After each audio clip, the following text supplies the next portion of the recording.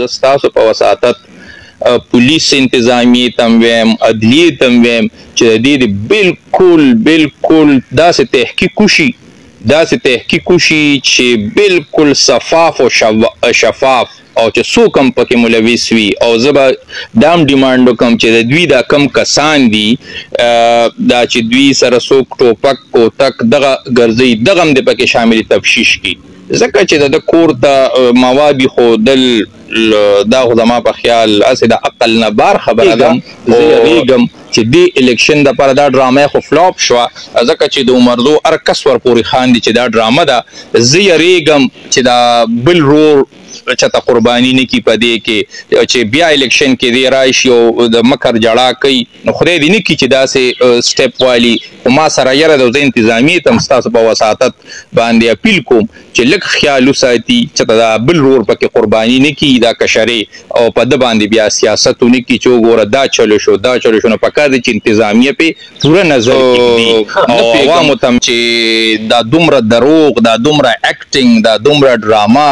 دا صرف او صرف د دې الیکشن دپاره یو سټنټ دی جدید ټیکنالوژي ده چې زما کیمرې ټیک وي چې د هغې سر نه راته پته لګي چې څوک زما د حجرې ته را روان دي چې ماته یې پته لګي د هغې ریکارډینګ کېږي چې بیا زه ګورم چې زما د حجرې سره څوک لاړل نو دا هم د دې خبرې نه دا هم واضح کېږي چې دشمني نشته دوی صرف سیاست پې کوي او زمونږ په نوم دوی وخوړه بسم الله الرحمن الرحیم لاول خو زه ستاسو شکریه ادا کوم چې تاسو راغلی او زمونږ موقف معلومېدو دپاره تکلیف وکړو لاول خو پرون زه زمونږ تاریخو والد صاحب ورونه مې هلته تلو زه هم پېښور ته تلو خو زه زما څخه خپل بېل کار و زه هلته لاړم بیا تقریبا ماښام لیټ راغلم بیا زمونږ شب قدر کې جلسه وه زه غیله لاړم نو پرون ما ګینې ملګرو ما ته پرون فونونه مو کړل او زه خبر هم شوم چې دغه شان دی خبرې شوي دي ستاسو خلاف خو چونکې پرون بیا دغه جلسې د وجې نه مونږ د شپې 10 نیمې بجې کور ته زه راغلم نو ما پرون وضاحت پیش نه کړی شو نو زه بیا ستاسو شکریه ادا کوم چې تاسو نن راغلی او اوس به زه تاسو ته وضاحت وکړم لاول خو زما په خیال چې دا کومه ډراما پرون دوی جوړه کړې ده د عمرزو د عام ولس نه چې تاسو تپوس وکړئ عام سړي نه تپوس وکړئ نو ټول خاندي او هر چاته پته ده چې دا یو ډراما ده الیکشن را روان دی او کله چې نواز شریف صاحب ملک ته راغی نو د ډیرو خلکو یقین شو چې الیکشن زیات چانسز دي نو هر سړی اوس الیکشن دپاره خپل هلې ځلې کوي نو دا کومو کسانو چې پرون دا ډرامه کړې ده هغوی سره د ولس او د عوام دپاره څه نشته چې دوی عوامو ته خپل څه کارنامې وښیي څه خپله کارکردګي وښیي دوی مخکې په مونږه د دروغ FIR کړي دي او د مکر جړه یې کړې ده او الیکشن کې د کارکردګۍ ورسره سني عوامو د ښېګړې دپاره ورسره سني هم دغه د مکر جړا کوي نو الیکشن چې را روان دی نو اوس د دغې دپاره دوی دا ډرامه وکړه چې مونږه څه به خرڅو نو هغه تاسو چې هغه طریقه به ګورئ دلته وایي چې 15 کیلو دغه شوی دی مونږ ته بم ایښولی شوی دی چې کم رپورټ دغه زما خیال دی د 1.5 کیلو دی نو دغه کې هم دومره تضاد دی بل د ده دی وایي چې زما دشمني ده زما دومره ډیر کسان دي دا خو د ده هغه د ملګرو یا د دوی بیا ډیره ناهیلي ده چې د دوی حجرې سره یا د دوی کور سره دغلته څوک دا مواد ایږدي نو زه نه پوهېږم چې دا څه ډرامه ده او دویمه ډرامه دا ده چې دوی اوس انتظامي باندې دا پرشر اچولو کوشش کوي چې موږ له یا سیکیورټي راکړي یا پولیس راکړي باوجود د دې چې دوی سره اوس هم 4-5 پولیس شته او ګینې یو ورور MPA پاتې شوي دا دوه پکې هسې تاویږي را تاویږي هغوی سره هم پولیس باقاعدګۍ سره ګرځي نو دوی یو د الیکشن د ډرامې دپاره او یو په انتظامی پرشر اچولو دپاره چې موږ له پولیس مولیس یا سیکیورټي راته میلو شي دا ډرامه کړې ده شکر الحمدلله مونږ نه داسې کارونه کړي دي نه داسې سوچ کوو تاسو په خپله د عمرزو اوسېدونکي په مونږ زما په والد صاحب زما پرونو زما د ملګرو باندې چې د تاریخ نه راتلل هغې کې دماکه وشوه زما په والد صاحب هم دې خلکو دماکه وکړه هغې کې تقریبا زمونږ یو ملګري شهید شو 10-12 کسان پکې زخمیان دي هغه ظفر الله خان وختي به راغلو کېدي چې تاسو لوی هغه غریب پکې اوس هم خپه کنډمه ده همدغې بم دبه کې داسې زمونږ نور ملګري غریبانان څوک د چا ملا خوږ د چا خپه خوږ دا هم د دغې دماکو نتیجه وه زما په والد صاحب شوي د هغې د وجې نه هغه د سترګې نظر یې تللی دی نو دا ټول دا ایکسپرټ دي دا کارونه کوي مونږه بیا دا بل بیانم د دې رور دا مې وکتو بالکل زه ستاسو په وساطت پولیس انتظامیې ته هم ویم عدلیې ته هم ویم چې د دې بالکل داسې تحقیق وشي چې بالکل شفاف او شفاف او چې څوک هم پکې ملوث وي او زه به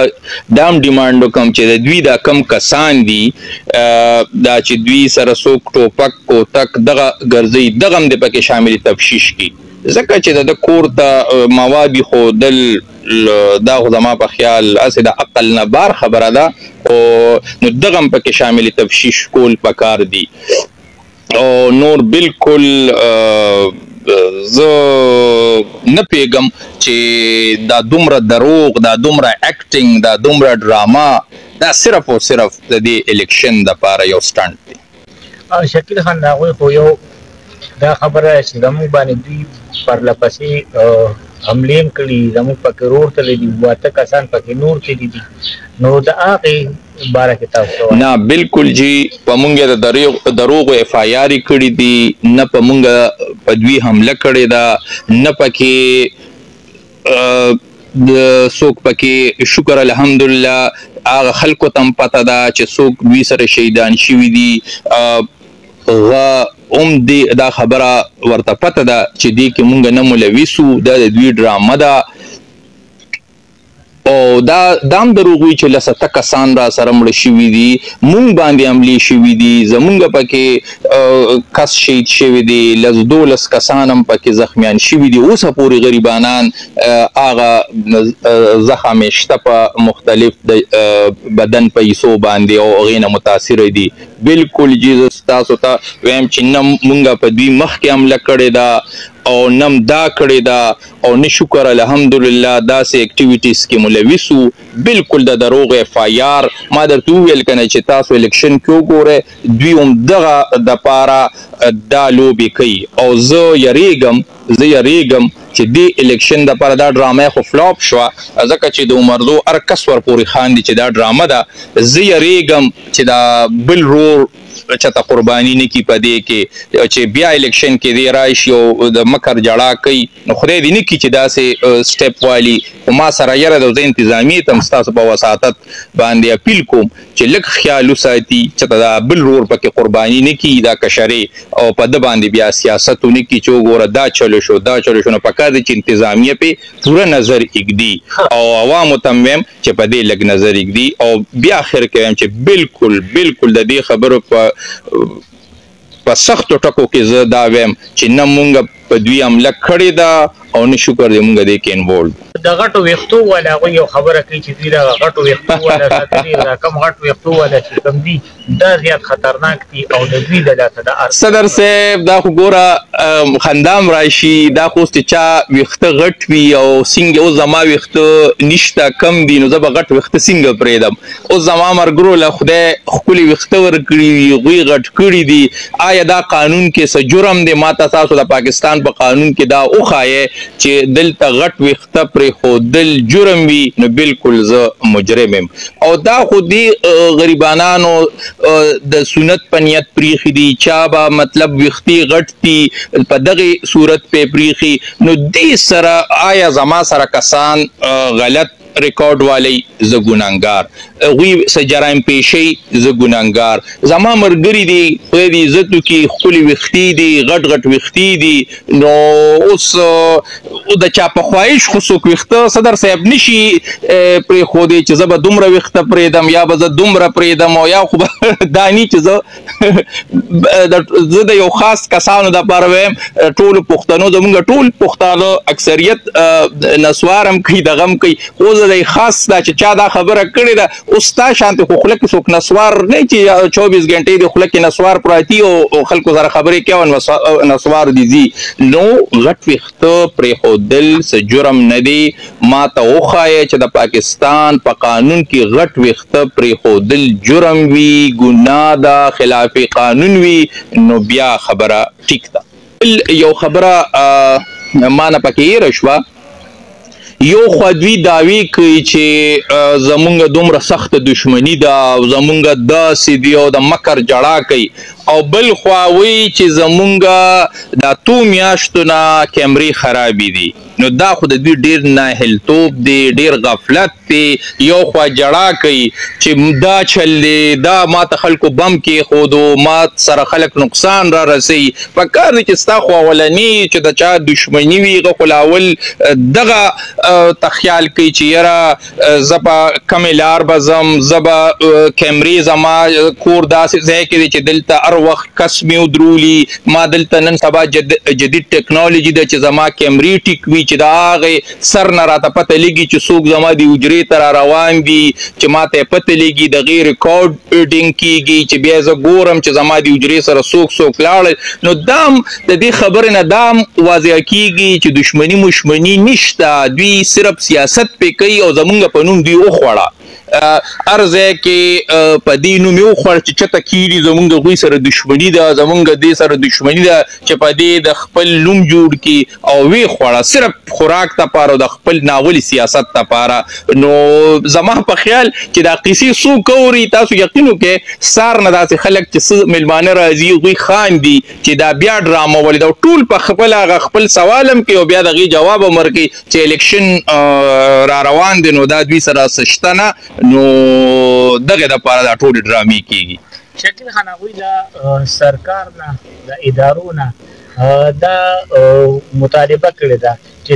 شفاف تحقیقات دې وشي تاسو په دغه مطالبه کې هغوی سره شریک یې 200% چې دوی چې ته خپل عمر کې چې ته د سړیتوب خبره کړې ده یو خبره یې کړې او زه دې یو خبرې سره 100% نه 200% اتفاق کوم چې بالکل بلکې زه خو چیف جسټس ته هم دا اپیل کوم چې غږ یو عدالتي کمیشن د دې جوړ کړي او انتظامیې ته هم کوم د پولیس مشرانو ته هم کوم نورو ادارو ته هم کوم چې بالکل د هرې ادارې نه دې پکې کس والي او شفاف او صفا تحقیقات کیو کی او پکار دی چې بیا دا څوک غلط الزام لګی د خپل ناولي مقاصد لپاره چې هغوی لم بیا سزا ورکړي شي خو 100% 200% زه دې خبرې سره اتفاق کوم زه مطالبه کوم چې بالکل تحقیقات کیو چې دا څنګه دغلته دا بم مواد راغلل بقول د دوی څنګه د دوی کور سره کېښودلی شو بالکل او زر ته زره د دې پکار دی چې خلکو ته د ولس ته وښیي چې دا څه وجوهات و د دا تحقیقات څه نتیجه رارسي